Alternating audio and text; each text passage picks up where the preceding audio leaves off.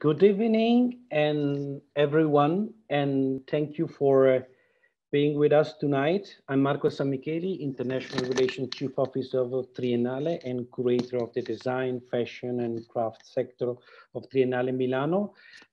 Sorry for being late, there's been some technical problems, but I can see that slowly are connecting everyone to this fifth episode of the new European Bauhaus, a digital format, a series of conversation that Triennale is co-hosting in collaboration with the cultural diplomatic representatives here in Milano. The protagonist, the country that is of this episode is the Czech Republic, and I'm very happy because this country has a long tradition in terms of exhibitions and cultural programs with Triennale Milano since the 40s with us. I'm happy to share this co-hosting stage with Simona Calburi, director of the Czech Center in Milano, and I will more than soon, almost immediately leave the floor to her to introduce all the guests that they will share with us the opinions and ideas on this incredible in the sense that for the first time in a political statement of the European Commission, there's the word design and there's the reference to the legacy of the Bauhaus school in Germany. But Triennale Milano has decided to create these digital conferences because we want to gather the opinions, the point of view, the comments of the design community in order to co-create this platform and share before April, when they will start the second design phase of the new European Bauhaus, not only opinions, but also ideas, because we want to contribute to this platform. But Simona, I leave to you so you can present our guest. Okay. Well, good evening, everyone. First of all, I would like to thank Marco and his team for the whole organization of this evening and having us here tonight. Well, I believe that there is always a conversation at the beginning of all great projects. And that's why I'm very happy that also Czech Republic is taking part of these online talks. I'm very glad that one of the voices of Czech Republic is Iva Knobloch. I'm sure Iva will say that I'm exaggerating, but she's one of the most respected curators in the Czech Republic.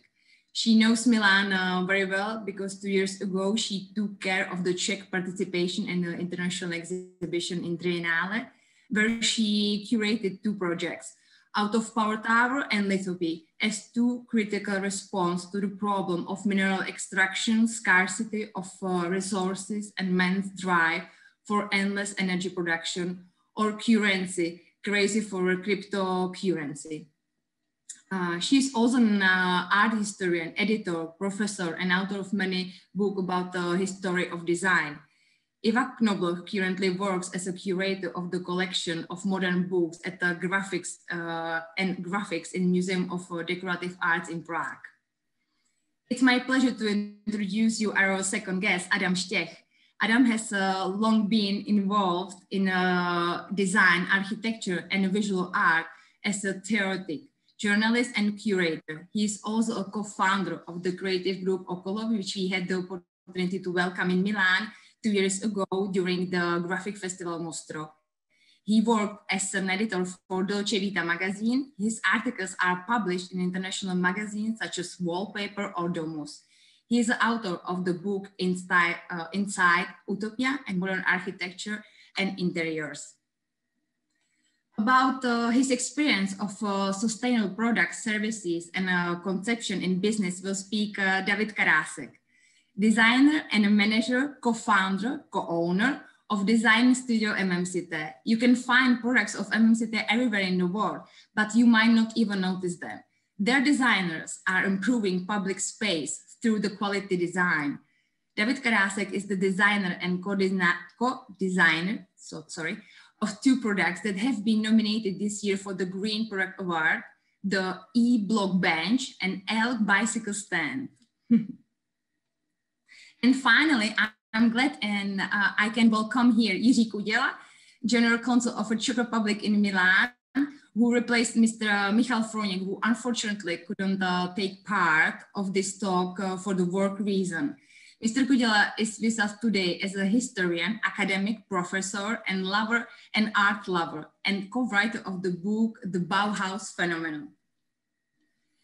That's all for me now, and the floor is yours, Marco. Thank you very much, Simona. We need to go faster because we need to reconnect with the minutes that we lost at the beginning due to the technical problems. And thank you for the introduction of our guest. Of course, we start with the Consul General of the Czech Republic in Milano, but here not only as a politician, as a diplomat, but also as an author of the Bauhaus Phenomena book and as an academic. So my first question to Consul Kudela is, what was his reaction when he heard about this new European Bauhaus project? And what's also the legacy of in Czech Republic of this historical artistic movement? Hello to everybody. Thank you for this question. Can you hear me? Very well. Yes, thank you very much. What was my first impression of new Bauhaus is that I would wish we have new Bauhaus in the manner of the last Bauhaus, or the original Bauhaus. Because when I'm speaking on Bauhaus, my first personal impressions are in fact many. Lightness, space, functionality, elegance, efficiency, modern, maybe as well pragmatism. Because, you know, I living for many years in Germany, surrounded by the many monuments of school. Many monuments of Bauhaus. It was very interesting for me, and I don't know if you are aware of the fact that I'm actually sitting in a building like this, together with Signora Calboli, in the Casa Čeka, building which is personalization in some way, all of those attributes which I mentioned. This building was designed in the early 70s of the last century by Zdeněk Kuna, and clearly reflects elements of pre-war Czechoslovak functionalism as it began to influence Czechoslovak architecture again in the 60s, and in this sense reflecting some principles of Bauhaus as well. Apropos, this architect, Zdeněk Kuna, although he worked faithfully for the communist regime, he created very interesting works. He was actually a nestor of Czechoslovak high-rise architecture, the co-creator of the first skyscrapers, and in the Czechoslovakia, and in this sense, always positively inspired by big works of Mies van der Rohe. This is a big paradox. One communist architect inspired always in his big works by big works of Mies van der Rohe. I have to add that this nestor of the Czechoslovak or Czech high-rise architecture died 2 years ago in the age 93 years. Maybe I could say that unlike the brutalism style structures, which we have quite many in our foreign service, in Berlin, Cairo, New Delhi, and others, our house in Milan, our Casa Čeka, is quite well worked and lived. Good place for work and living. This again good proof of the enduring value of Bauhaus, inspired by Czechoslovak functionalism and post-war post-functionalism. I'm not an architecture or historian of architecture. I'm historian and ethnologist. but I've been interested in the history of architecture for many years. And you probably know, it's well-known fact that the Czech lands have always been very economically developed and have been in strong interaction with the German and also other dominating, for example, culture spaces. Until 18th century, it was Italian and German culture. Then till since 19th century, it was mainly German culture. And as well, those culture spaces were very inspirative in the Czech lands, and Czech lands developed these incentives themselves then further. The same was true as well in the architecture. The new Czechoslovak Republic after 1918 developed very strongly and looking, of course, for its reason in all eras. In the cultural sphere, it was very liberal, tolerant, and open country. Therefore, starting in 1918, there was a rapid growth of international contacts and exchanges. Contacts with, of course, mainly with France, Le Corbusier, with Germany, with Russia, with Netherlands, van Duisburg, Russia, constructivism, and so on. And all those contacts made Czechoslovakia an equal within the European movement for a new architecture. A comparable development can be seen in the arts and literature.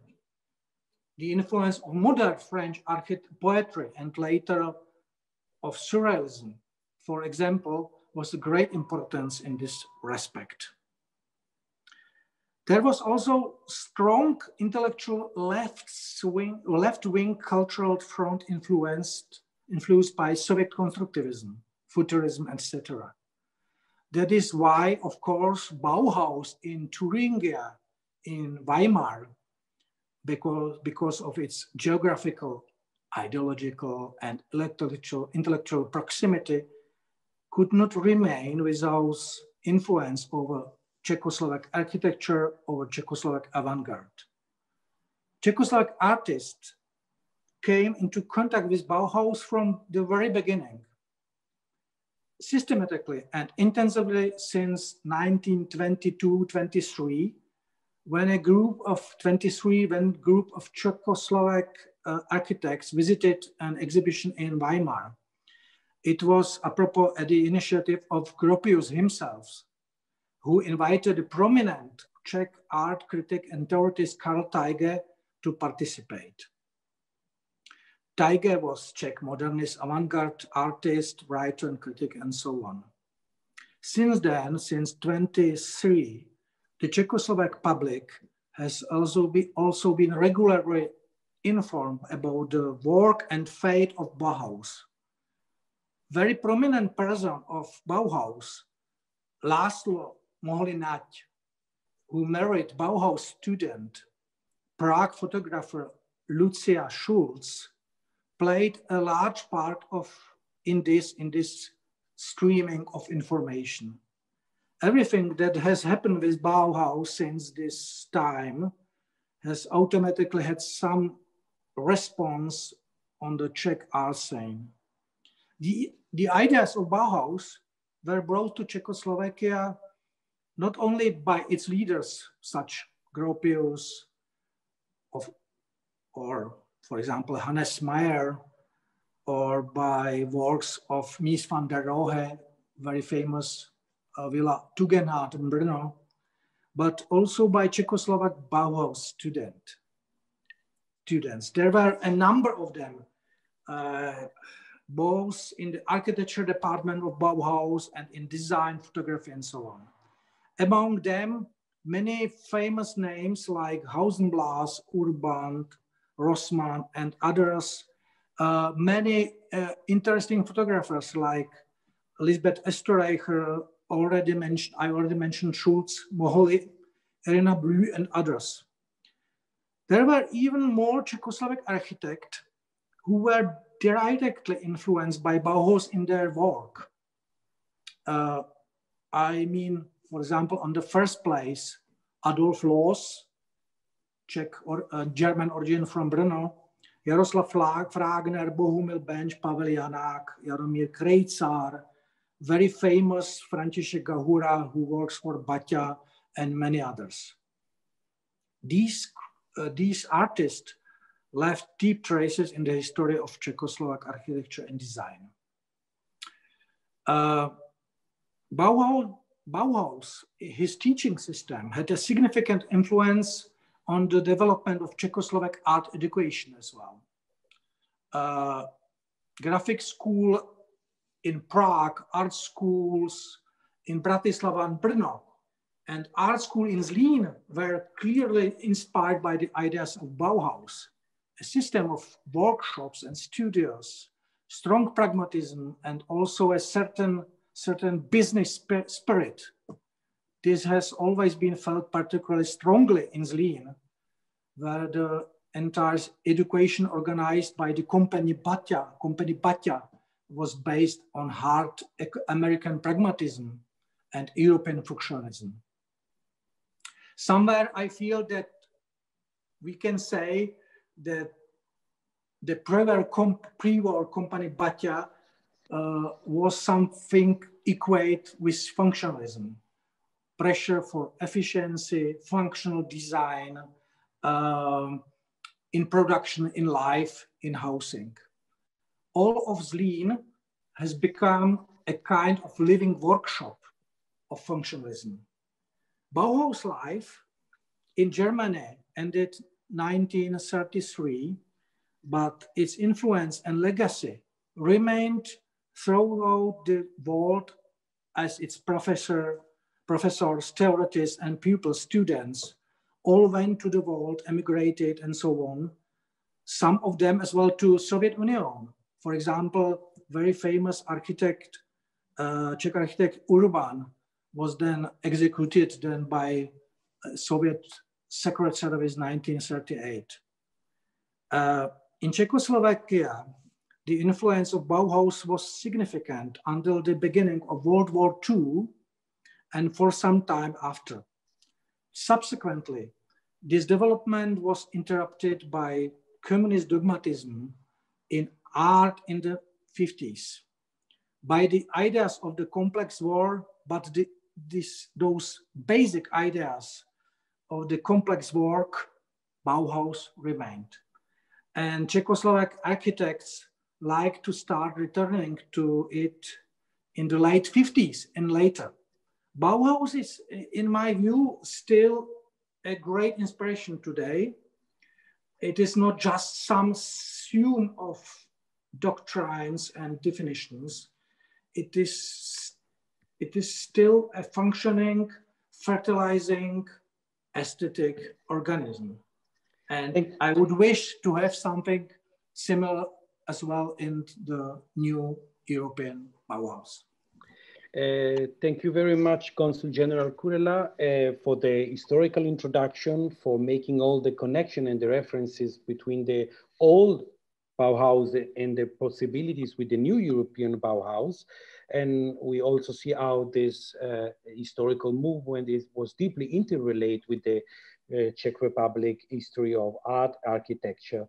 And, but I would love immediately to pass to Eva Knobloch, curator of the Decorative Arts Museum of Prague, to hear how we can deal with the past of this incredible experience in order to fulfill with memories the contemporary Bauhaus, and because the conditions are different, the context is different, but we are also very different in terms of the knowledge, the experience, and the capabilities as a part of the design community. So Eva Knobloch, what's your opinion about this? What we can bring from the past to the present in order to imagine a new European Bauhaus? Thank you very much. I would add some historical experience to this Czech Bauhaus, which was some kind of unique. It was the price. It was a price of objects of everyday use. In Czechoslovakia, in pre-war Czechoslovakia, modernist everyday objects were widespread in the form of functionalism. And why? Because of their price. The price was cheaper, lower than price of other objects on the market. That's very interesting and I think quite unique experience. And why it was like that? It was because of cooperative movement. Ursula von Leyen speaks about movement. And this movement was real in pre-war Czechoslovakia, then through cooperative organization of production, distribution, and distribution, of course, the price was diminished. So you can buy this beautiful glass set by Sutnar much more cheaper than other glass sets on the market. So it's very important, I think. And why this movement was so successful? Because of personal enthusiasm of people. I think that we need now. Maybe some new San Francesco d'Assisi to perform the new Bauhaus with more empathy to poor, to socially disabled, with big empathy to animals, to nature, with intuition. Moholy-Nagy speaks about artistic intuition, that it's very important for shaping the future. And concerning new Bauhaus, it was for the first time from you I heard about it. So there is I think, a lot of work to do for propaganda. And all ideas are very beautiful. It's a beautiful dream, I think. And now it has to be rooted in reality. And I wish very much that it will come. And for me personally, it's maybe a very important historical moment when a politician in this high political level speaks about design like knowledge power, social power, and environmental power. So till now, there were designers only, or theoreticians or curators who launched urgent messages about environmental care. But now this is a politician who speaks about power of design. So I think it's a really historical moment. And I hope that it won't be formal and this beautiful dream will be realized. So thank you.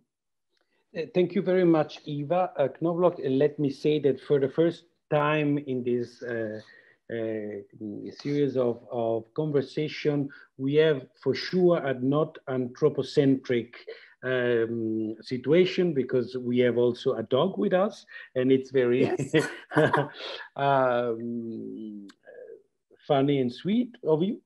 But I would love also to ask, because you quoted Ursula von der Leyen, the president of the European Commission, and one of her aspects were like this affordability. So the price is also an element of the design discourse at this moment, but also the fact that you said this is not anymore a discourse among the same actors. So it's not only between politicians, designers, curators, or museum directors. It's also open to politicians.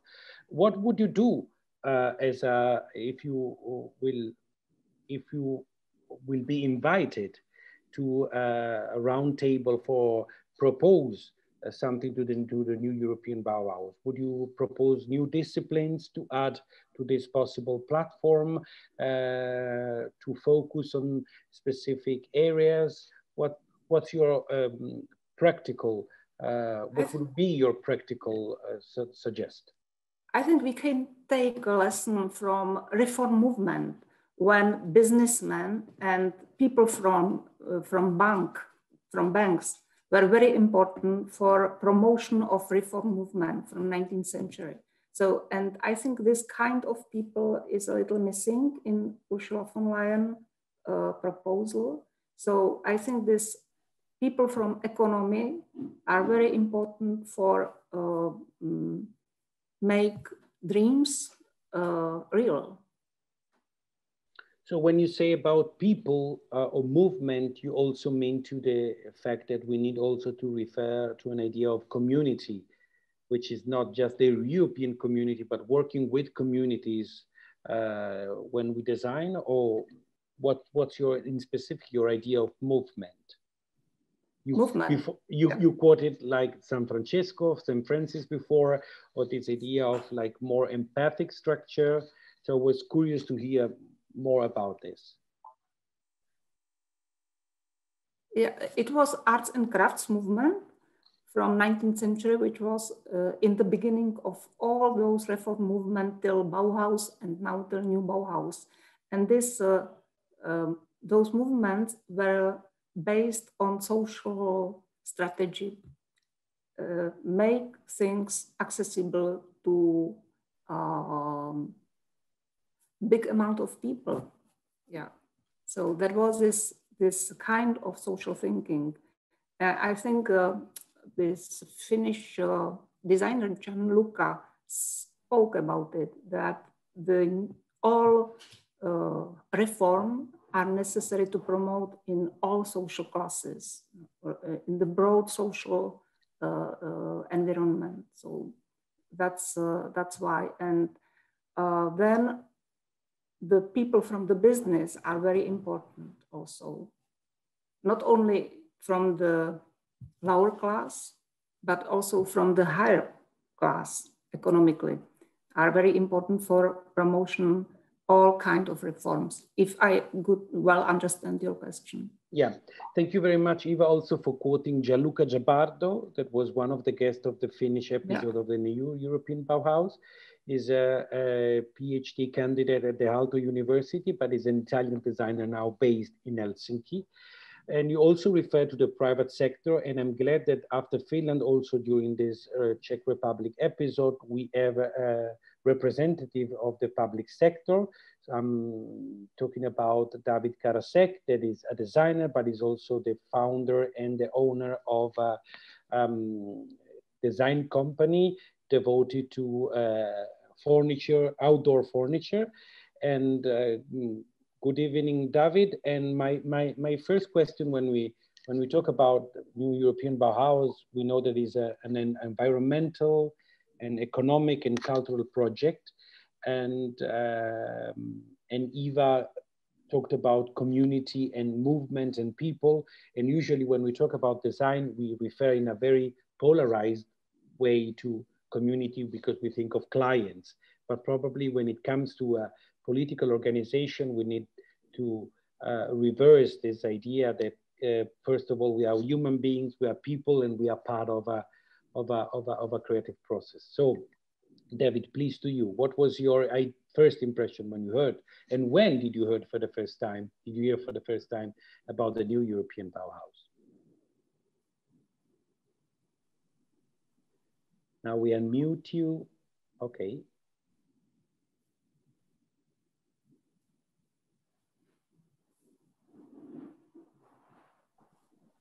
Okay, can you hear me? We can hear you very well. Yeah, thank you. Thank you for the question, and definitely thank you for invitation. To be honest, to your question directly, to be honest, I first time heard about it from you. So, and I would say that it's my impression of this Ursula Leyen statement or material, let's say. So I think that it's very clever to take very famous and very valuable brand of Bauhaus as a cover for this program. Yeah, I can understand that this statement is an invitation for creative people, for designers, to cooperate on let's say transition into some more ecologically sustainable economy in the whole Europe and so on. So it's clever, and I can understand it, and yeah, I think that it's good opportunity for designers, for people in this industry. But definitely we have to, or we should keep beside those futuristic aims and very ambitious movement. We should also keep very important things like economic sustainability. I think that we should be very careful about making changes with big demands for public budgets. It means that not all, but most of things should be also economically sustainable. It means that all economic subjects must play important role without possibly as less as is possible interventions from politicians, and you know, and maybe the profession, designer's profession. I'm designer as well, so shouldn't forget of its roots. It means that to create, to design a perfect product, which is functional, which brings to users some real value, is one of the best statement, and is also the best contribution to sustainability of all kinds of sustainability. Yeah, it means ecological, economically, and also social. Yeah, it's very important what you just said, David, because of course, from the old Bauhaus to the new Bauhaus, it also changed the idea of what good design is and means. When you refer to the sustainability in different perspectives, it's not just related to like environmental sustainability, but also how economically you can trust and sustain these processes, how these objects or products or services have a social impact. And in this sense, that's also the reason why, in collaboration with Simona and Ivar Knobloch, we picked you as a designer and as an entrepreneur to bring your comments and your idea. If we imagine the new Bauhaus as a school, and referring to your practice and to your methodology, what kind of disciplines you would add to this school? Psychology, neuroscience, new materials? What the top 5 of your advices to this platform? I think that maybe it's based on my own experience from with students, because I'm teaching as well, and also cooperating with schools. Is that I would, maybe it's not let's say school category, but I would add definitely to heads of students respect to user. I think that that is very important. This is also some human scale of what Ursula von der Leyen spoke, and this is the human scale. Yeah, it means a respect to users. Yes, products and services should respect what people really need. Okay, so this is like the main advice you would add to the platform. And as an entrepreneur, like any skills, any clever move to make probably this message more open and accessible to different targets? You know, I think that it's let's say the general idea of bringing some aesthetic criteria into let's say public space. It's very good idea. Yeah, I think that it would be really necessary, and if it's one of the aim of this statement, it's great because according to me we really need it. Okay, thank you very much, David, for your contribution, and we now pass to Adam Stech, designer and editor, considered one of the most interesting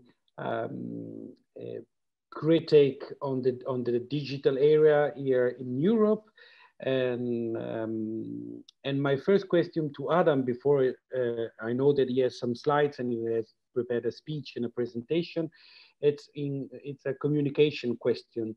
Like one of the critics that they've been moved to the new European Bauhaus, that is referring to this label, you are not sufficiently inclusive to countries and communities that they were not deeply touched by the Bauhaus. We heard from the Jiří Kurela that, of course, in the Czechoslovakia and in the Czech Republic, it was quite strong, the influence and the impact. But what if we think about like Spain, Portugal, or Italy, or Greece, what was the influence of this movement? And also nowadays, when you have a statement, you also need to probably think of what means a border, a national border nowadays, especially because the European Bauhaus is there to deliver, to help to deliver the European Green Deal. So my first question is about what's your opinion in terms of the communication label of New European Bauhaus? Hello, thank you for inviting me. First, I also wanted to answer your questions to other people when I heard the first time about this statement. Of course, I heard it for first time from you also, because I'm not really from the institutional environment. I never worked in an institution. I work as a really independent curator and researcher. So I'm maybe not really so interested in these, let's say, some statements of institutions like European Union or some other museums or so. But for me, it was nothing so surprising, you know, when I read the statements, the ideas. I mean, for me, I am quite surprised that such a statement is not here around for already many years, you know. They are really kind of basic informations or basic visions of what good design is. Since Bauhaus or since Ulm School of Design in the 50s, or since radical design, which completely changed the perspective of communicating design and what design is mean to for society and for our lives. Back to your question, if you are talking about Spain, Portugal, I don't know, maybe also UK or Belgium or these countries. I work as an architecture researcher, mainly researching modernist movement. And I think it's this kind of a cliche idea that there was just Bauhaus, and from Bauhaus, everything spread to other countries, which I think is completely nonsense. I think you have in Portugal, you have buildings from the 1920s, and they are same quality as Bauhaus modernist functionalist buildings. And they were designed by architects, which of course, probably they saw work of, I don't know, maybe German architects, or maybe even Czechoslovakian architects or French architects, but they developed the basically similar principles in the same time. And it's kind of my work and my passion to explore these hidden sources of modern movement or these ideas spread in the 30s. And I think it's also one of the main topics and main issues which, of course, also platform of New European design, New European Bauhaus, sorry, should include. It's of course spreading the informations, because I think the most problems in all the disciplines are because there is a lack of information for people. And I think we still have to really hugely educate people also from the professional group or professional scene, because even designers themselves, they don't know nothing about the history of design. My students, they are studying to be a designers, but they don't know who Le Corbusier was, you know. So I think this is the issue which we should really take care of, the education. And if I can continue. Yes, please. No, and thank you. While you upload share your screen, I was just want to, yeah, please. Maybe I will not need it now, because I have just like maybe three other ideas I want to share on the Bauhaus, on the New European Bauhaus. Go ahead. And connection to the Czech design. You know, for me, Bauhaus is ideology, is a like really high symbol of the possibilities of design to make our society better. When I'm talking to my students about design, I always said, yes, modernists, they were utopists, basically. They want to create better world with creating better products and to create efficient products and to mass produce them. And as Eva told us, to sell them for good price. And since then, of course, it became kind of a DNA of modern industrial design or product design. But here in Czech Republic, I think we are a little bit far from what other countries did in last maybe 25 years. You know, when you are looking to Dutch design or Scandinavian design, here in Czech Republic, we have still problems to let's say reconnect with this amazing period of Czech design in the 30s. And I think there is no ideology in design today in Czech Republic. You know, like companies like David company, MM-Cité, or some few more companies, they are doing this, let's say, good design, which has aimed to to really build a better future for all of us. But when you go through the, I don't know, the most prestigious Czech design awards, which is called Czech Grand Design, the most companies, most designers who are awarded, they are basically designers, decorators. They do beautiful things. They are doing beautiful vases from beautiful glass, using really old traditional techniques. But I think for me, it's just a craft and it's just aesthetic together, which is of course beautiful. And our country is really, it has a heritage, legacy in this. But I think we need something completely else in contemporary design. There is a lack of ideology in design. And I even don't see the kind of a more socially or more politically driven projects on a Czech design scene. It's really, I think Czech design scene is really based on a craft-oriented design.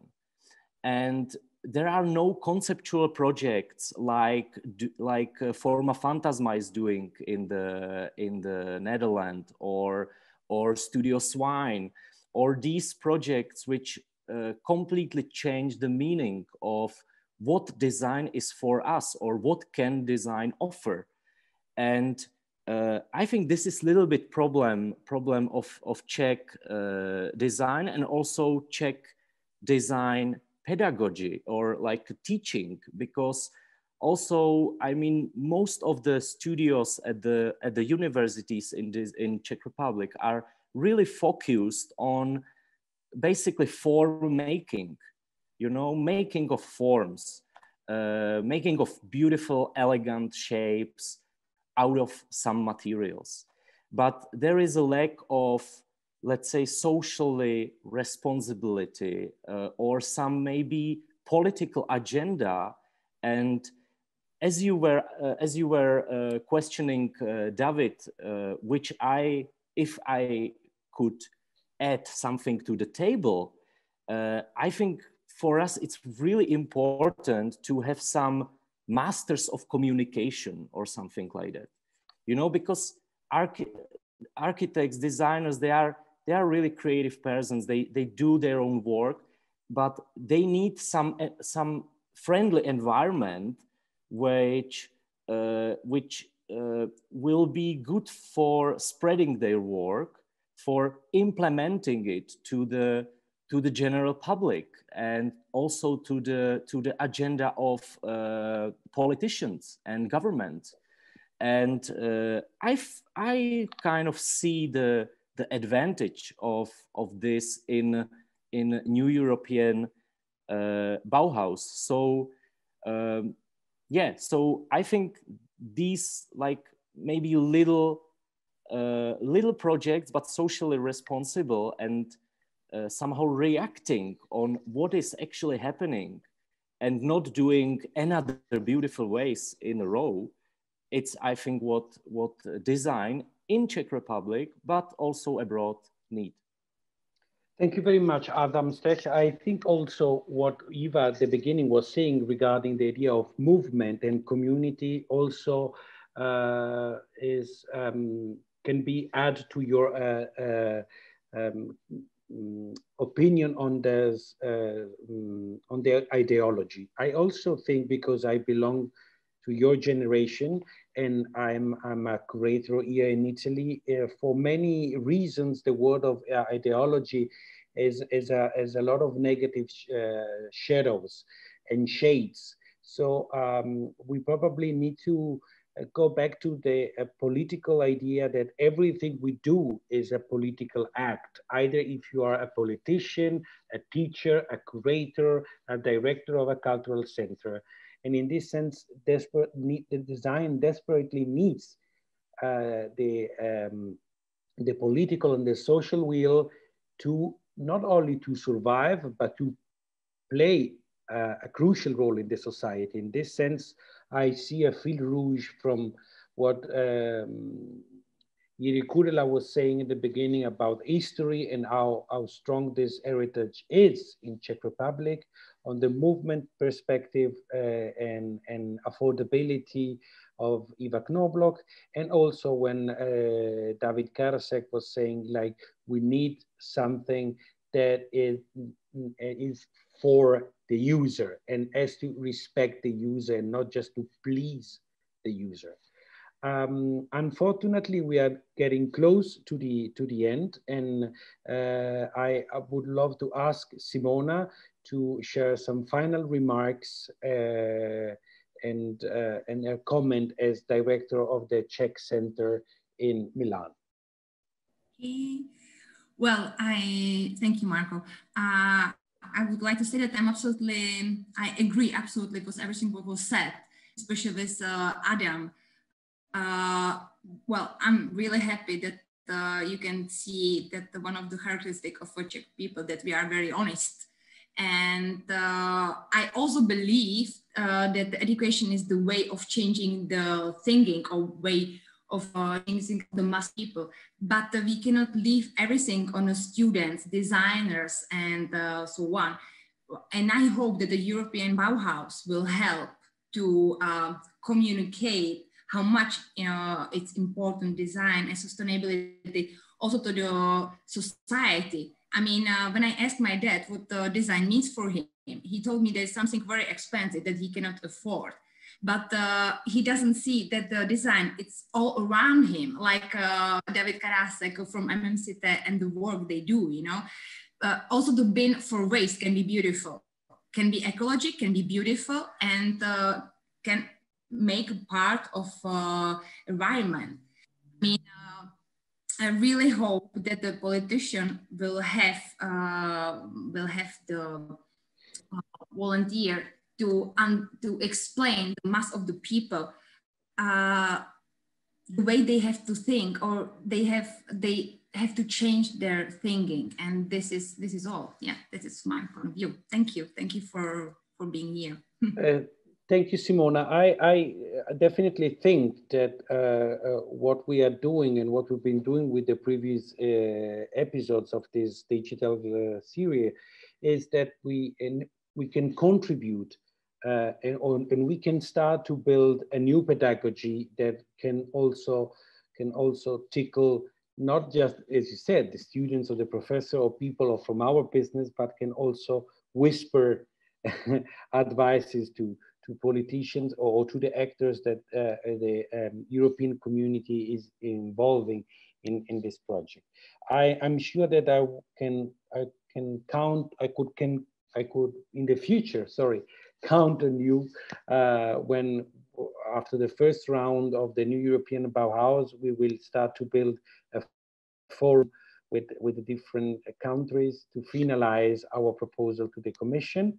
And I thank once again Eva Knobloch, David Karasek, Adam Stesch, and Jiri Kudela for being with us. And thank you, Simona Calbury, for the great help and the great collaboration.